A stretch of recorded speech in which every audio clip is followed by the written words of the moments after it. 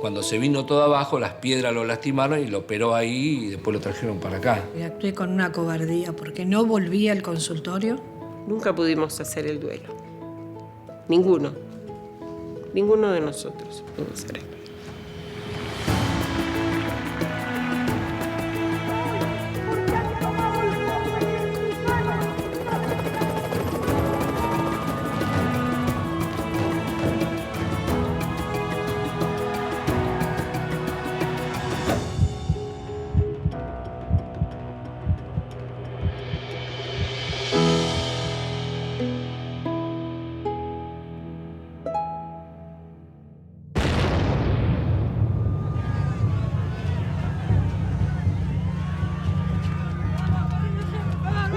Demolido. ¿Qué pasó? Mira, estaba bañándome y sentí una explosión, yo vivo acá enfrente y me voló como 10 metros y bueno, aparentemente fue una bomba. La bomba fue. ¿Una bomba? Una bomba. ¿Muchos heridos? Hay varios, sí. Los llevamos a esta clínica, los llevamos a esta clínica. Yo venía de Moreno en el tren y me entero en el tren, así, va caminando en el vagón y escucho a la gente que comentaba. Y yo digo, la AMIA, ¿dónde dijera eso? Y entré solo, ¿viste? Pensaba y decía, digo, cerca del hospital, El día de la explosión, que pusieron la bomba, yo estaba en mi servicio en el 6º piso, estaba en el hall de la sala y siento un estruendo, pero muy, muy fuerte. Yo creí que era un rayo. Y pensé que, la verdad, pensé en mi perra. Dije, hoy debe estar escondiéndose porque tenía miedo a los ruidos. Yo estaba en otorrino. Sentimos un ruido que fue una explosión. Y como acá han explotado tubos de oxígeno, lo primero que sentimos que era un tubo de oxígeno. Yo pasé muchísimas veces. Siempre vi un patrullero, pero nunca supe qué era lo que había ahí. Me enteré en ese momento. Acá está la AMIA. La AMIA totalmente destruida. Totalmente destruida, sí. Señor, ¿qué pasó? Una bomba, ¿qué va a pasar? Un desastre. ¿Cuánta gente adentro? No sé, hay mucha gente. Yo a veces vengo, puedo haber 80 personas trabajando. Depende del día. ¿Gente herida en el edificio todavía? Sí, un montón de gente. Gente herida por todos lados hay. El 18 de julio del 94, poquito antes de las 10 de la mañana, explotó un coche bomba frente a lo que era la AMIA, la Asociación Mutual Israelita Argentina, provocando el mayor atentado terrorista internacional en la historia de la Argentina, ¿sí? El saldo de este atentado fue de 85 muertos y prácticamente 300 heridos. Tuvo unas dimensiones realmente, digamos, mayores y constituyó un parteaguas respecto de cómo la Argentina quedaba involucrada en un conflicto que era completamente ajeno. Si la Argentina siempre había tenido una experiencia de cierta lejanía, ¿sí? Toma de posesión, pero siempre tomando este tipo de conflictos como algo distante, este atentado implicaba colocarlo de una manera violenta dentro de su territorio este tipo de conflictividad. Llegué a 11 y cuando vi el lío del terrible, que no se podía venir para acá, ningún colectivo, doblaban todos, policía por todos lados, ambulancia.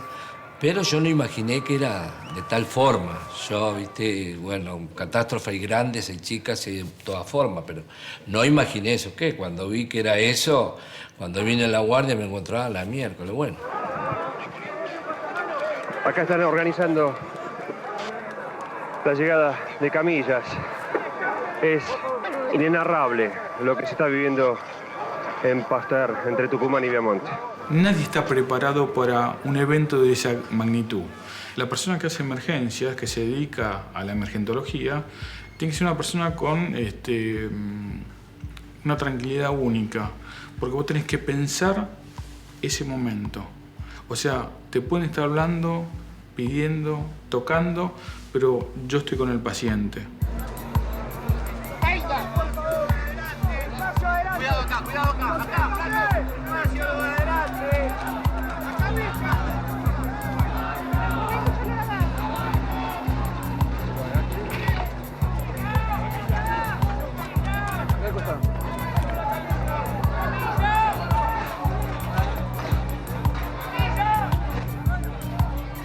La AMIA ha sido atacada. Vemos los restos de lo que fue la AMIA. El trabajo incesante, personal de bomberos, médicos de todas las entidades. Ya de ahí en más empezó el doctor Sanguinetti junto con el profesor Casalnuovo a organizar de una forma tal la guardia en que los pasillos quedaron desocupados y las camas se extendieron ahí. Dice, bueno, Carlito, vos te quedas acá en la emergencia, en el showroom. Dice, todo lo que tienda y alguno que esté con vos, listo, bueno. Y empezamos a preparar todas las camillas de todos los pasillos, todo el pasillo de acá de Rayo, hasta la guardia. Porque la guardia no estaba habilitada para tanta cantidad de pacientes que llegaron. Fuimos a traumatología y preparamos antibióticos y calmantes. Porque traumatología tenía el pasillo con camillas y gente que estaba en las camillas. Venían los que más o menos deambulaban, como que pasaban por ahí, que se accidentaron, venían. Pero después, entonces, bueno, fuimos para allá, yo con mis compañeras y compañeros fuimos a ver qué pasaba, por qué no los traían. Y fuimos ahí, dice, no, dice lo de la ambulancia, no, dice, porque acá corresponden hospitales municipales, que esto, que el otro, del gobierno, que bueno. Bueno, yo dejo más cantidad de sábanas por si se necesitan. Después tiene jeringas, agujas, guantes, antibióticos, todo eso hay. Que se vivió, y se vivió el caos. Un caos indescriptible. Escenas de terror.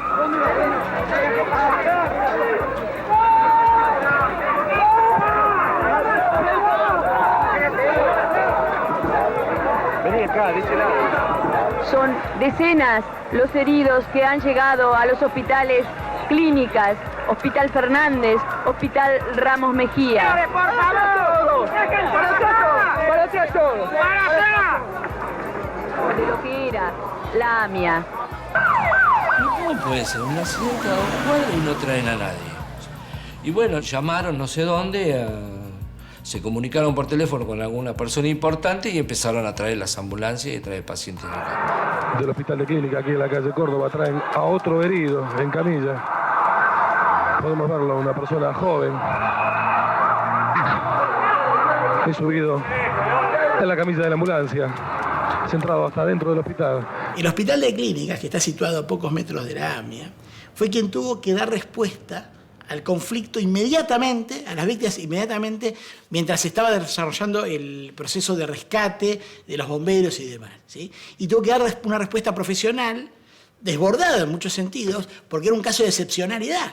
En estos momentos en la guardia del hospital de clínicas está llegando otra ambulancia, aparentemente viene con heridos. Un joven, un obrero sería. Lo están bajando en estos momentos. Instantes de tensión aquí en la guardia del hospital de clínicas. Ver la ambulancia que iba y que venía, que entraba a la guardia, la rapidez con que el equipo se armaba, porque acá no es que es uno solo, sino que no somos solos, sino que el médico solo no puede. Tiene que tener un enfermero al lado. Y el enfermero solo no puede. Tiene que tener un médico al lado. O sea que esto es solamente, yo soy un engranaje del reloj que se llama salud. Señor policía, digo, nos dejan pasar que somos del hospital de clínica, venimos a auxiliar a la gente para ayudar. Que ahí al lado de la AMIA había un local grande de telas que vendían y de ahí los médicos les llevábamos los materiales, o sea, caja de cirugía, material que necesitaba ellos para la urgencia, que un médico que no me acuerdo el nombre, estuvo haciendo la cirugía de un paciente que se había caído. Cuando se vino todo abajo, las piedras lo lastimaron y lo operó ahí y después lo trajeron para acá. Íbamos a llevar material. Había médicos que estaban trabajando ahí en el lugar. Y nosotros con los médicos, yo con los médicos nos mandamos por la escalera donde subíamos, que veíamos, no sé si era un pibe, una chica, no me acuerdo, que lo subió el médico ahí al entrepiso y saltó de ahí para donde fue el derrumbe. Y yo le llevé la caja de instrumental para que lo suturara y bueno, y después se le hizo tratamiento y bueno, y salvó la vida del muchacho. Como esas fueron muchas cosas.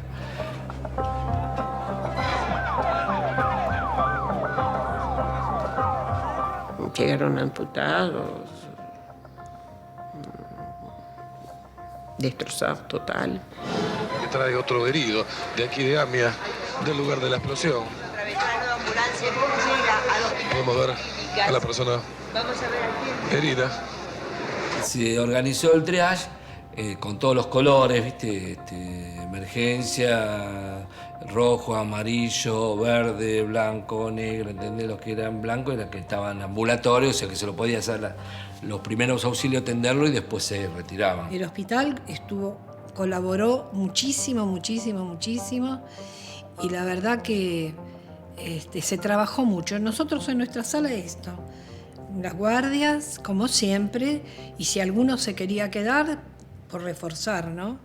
Se podía, sobre todo la noche, que es donde más se necesita gente. Se contuvo mucho con el doctor Sanguinetti porque lo primero que se hizo, se habilitó la sala de rayos, que está acá al lado, para hacer conferencia de prensa 2 veces por día. Hemos recibido a 3 pacientes fallecidos. En ese momento una señora, Rosa Montero, me dice, ¿usted me podría buscar a mi chiquito que yo traía de la mano cuando sucedió la explosión? Le digo, ¿cómo es? Chiquito, 5 o 6 años, se llama Sebastián y tiene puesta una campera azul, algo así. Digo, bueno. Le digo a la compañera, le digo, yo voy a bajar. Pero ella me acompañó. Fuimos a terapia de niños, fuimos a la sala de pediatría.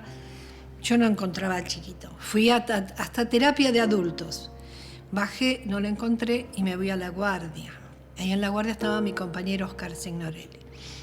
Entonces le digo, ¿no viste entrar un chiquito? Sí, trajeron. Más con una campera azul. Me dijo, sí. Le digo, ¿dónde está? Me dice, no, lamentablemente entró muerto.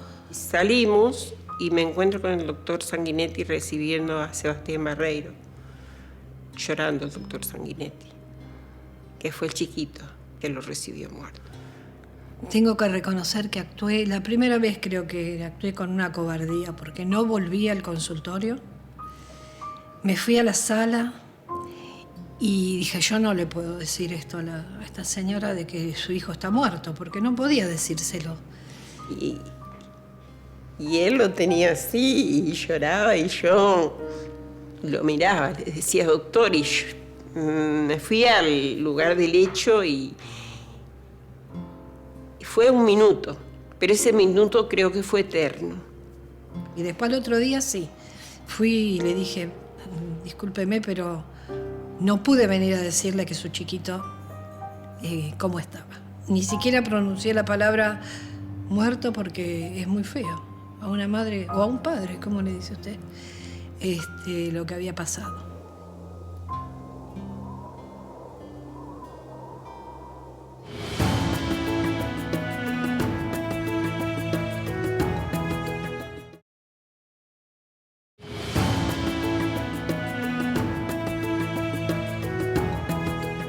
Nosotros teníamos la orden, por ejemplo, venía un paciente fallecido o en grave estado, estaban clasificados, se los clasificaba, se les sacaba todo, toda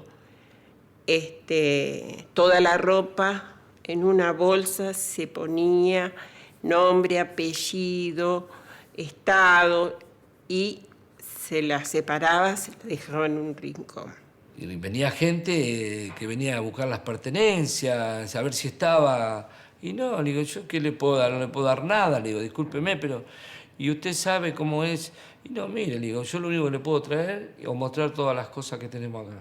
Y le mostré, uy, sí, ropa de mi hija, ropa de mi hijo, esto. Eso después lo retiró la DAIA. Vinieron ellos con médicos, con abogados y con todas esas personas a retirarlo bajo acta. Momentos de desesperación, un camión conteniendo agua mineral y la cadena humana que traslada estos envases de agua hacia adentro del hospital. Son muchísimas las cosas que todavía aquí se necesitan. En la radio se pedían elementos que no necesitábamos. En realidad, en la desesperación, y yo creo que en la solidaridad de la población toda, hay una situación de querer hacer, participar, de querer hacer algo. Yo hice algo. Traían colaboraciones de todos lados, de todo traían camiones de agua minerales, camiones de sal, traían palanganas, fuentones, pico, pala. Medicamentos, sillas de rueda, bastones, todo. Pero no los necesitábamos, porque acá el hospital estaba muy bien provisto en ese momento. Nunca tanto antes se dio tanta sangre. La tenían que trasladar a otros lugares para conservarlas. Recuerdo que llevé cajas de jeringas a hemoterapia porque había una cola hasta la calle por Córdoba de gente haciendo cola para donar sangre. Y lo que más me emocionó a mí fue que yo estaba en la guardia, se habían puesto unos bancos a la entrada de la guardia, así como aislando, ¿no?, la guardia. Y la gente venía y le traía una bolsita con algodón, jeringa, agujas, guantes y le entregaba eso. Eso para mí era una cosa que la gente nosotros somos un país que siempre colaboramos, siempre tenemos, a pesar de lo que pueda pasar, siempre colaboramos. Lo que sí que después sí quedamos muy pobres porque nunca se pagó la cantidad de meses que estuvieron los pacientes, la cantidad de cirugías que se hicieron. La cantidad de cirugías que se hicieron fue impresionante. Operaron a destajo.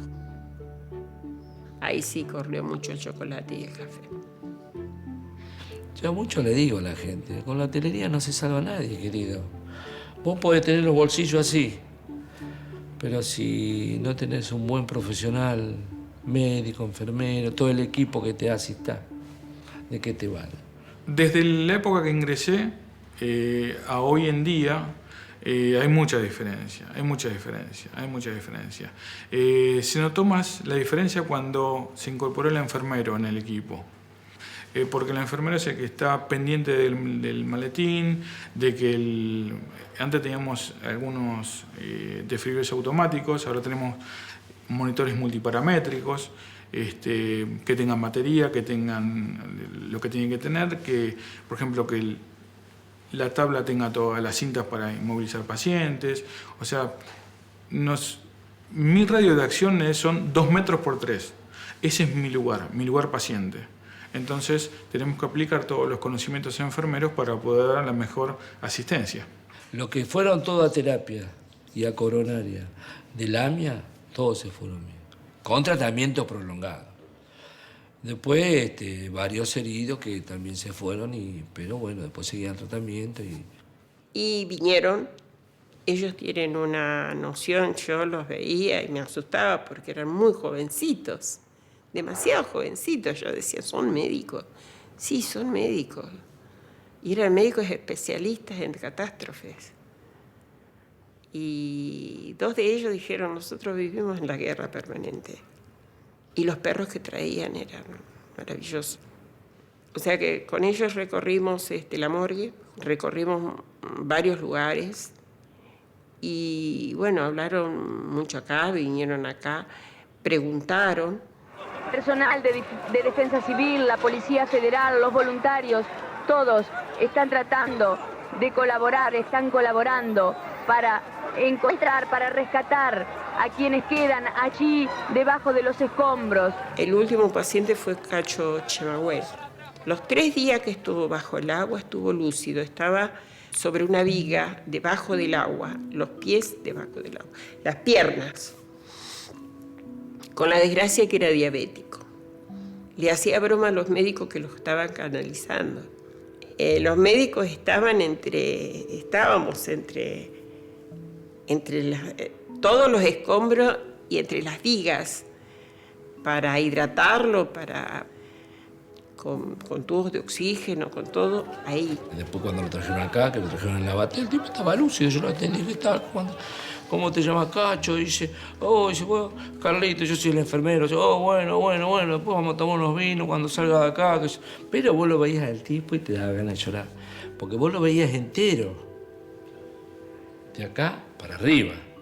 Acá para abajo aparentemente era entero, estaba entero, pero resulta que estaba todo, lo que tuvo tantas horas las columnas arriba de las piernas y con los pies en el agua, y aparte después le tuvieron que amputar las 2 piernas, Era una persona diabética, una persona grande, pero el tipo estuvo hasta último momento, estuvo lúcido. Se recuerda por los chistes que hacía, porque él mismo se hacía chistes. Decía, a partir de ahora tengo que adelgazar. Era gordito. Por lo menos me desenchufó un poco del tema, porque vos lo veías bien y después yo cuando me enteré, bueno, ¿qué va a ser? Y todos quedamos muy mal cuando murió.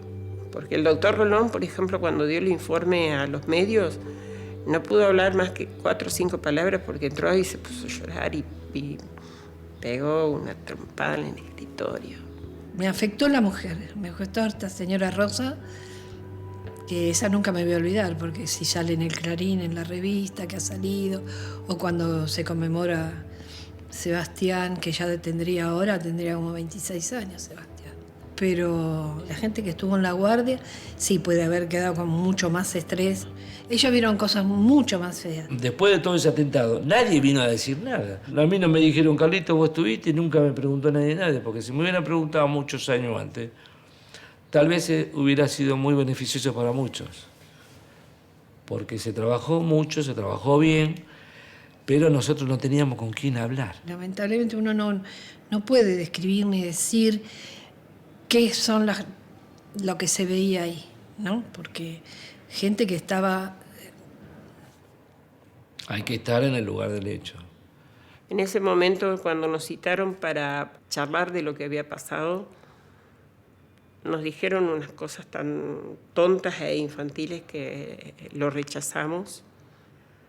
Entonces no se puede decir, sí, bueno, ya va a pasar. Y estuve 3 días.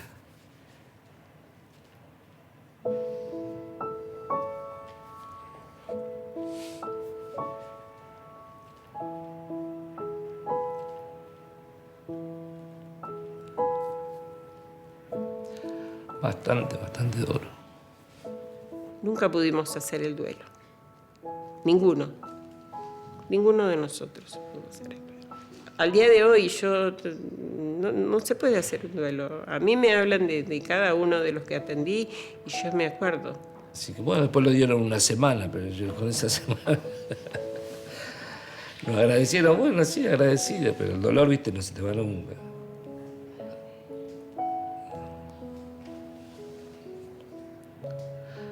Así es. Experiencia tras experiencia. El atentado de la GAMIA ya lleva 20 años de impunidad. ¿Sí? Después de 20 años, los avances que se hicieron judiciales fueron prácticamente nulos, con un sinfín de pistas falsas, pistas no trabajadas, con cambios de hipótesis permanentes, y una pérdida de pruebas muy importante también, ¿no? Que no han dejado, no han permitido, ¿sí?, dar una respuesta de las dimensiones que debería tener este tipo de situaciones. Y aparte marcando obviamente un símbolo de impunidad, no solo para la Argentina, sino a nivel internacional, respecto de las dimensiones que tuvo esta situación. Del gobierno de Menem no vino nadie a ver a la gente. En lugar que de la colectividad judía venían todos los días a ver a los pacientes que estaban internados y a ofrecer si necesitaban algo, alguna ayuda. Los chicos hoy preguntan ¿por qué? ¿Por qué? Los chicos jóvenes preguntan ¿por qué? Y es feo no poder darle una respuesta. No estuvo presente quien tiene que estar, que es el Estado, porque el Estado no estuvo. Y yo lo he criticado a Menem por eso.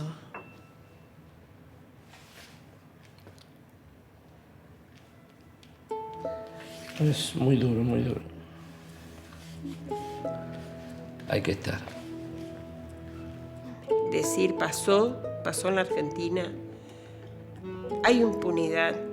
Y yo creo que esa herida es cada vez más profunda porque no hay justicia. Si no hay justicia, no se hace el duelo.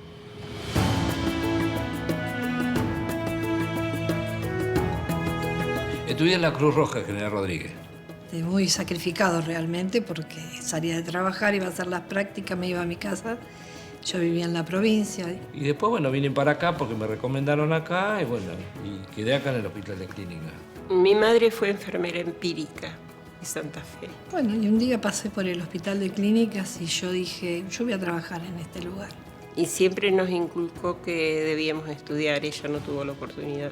Estudiando enfermería, descubro las diferentes opciones que había dentro de la enfermería. Y entré a estudiar en el Hospital Rivadavia. Algo acentuado en la urgencia, en la emergencia, en la adrenalina. Con la idea de ser médica, no de enfermera, sino con la idea de ser médica. O sea que yo no soy enfermero solo, yo trabajé mecánico, vendedor, de todas las especialidades, buscavidas, de todo, siempre trabajando, ¿no? Que siempre me gustó, me gusta y me gustará hasta el final de mis días, porque yo estudié por vocación, no todos lo hacen.